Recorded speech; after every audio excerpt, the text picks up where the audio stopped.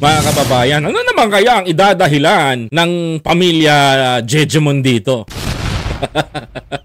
Siyempre, maraming kwento to, mga kababayan. Andyan yung sasabihin nila na hindi naman Pilipino yung nagsuri, hindi naman ang doktor namin.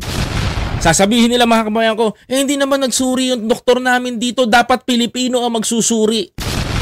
Sasabihin na naman nila, mga kapatid, alam nyo, madaming kwento to, mga kababayan ko. Sasabihin nila, hindi naman ito tinuturo, hindi naman ito mga doktor na nanggaling sa Pilipinas.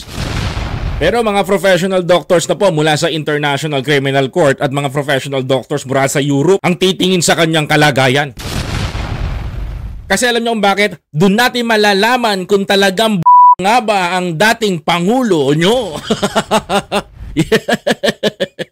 Bad trip na naman ang mga DDS dito sa akin. Diyos ko po.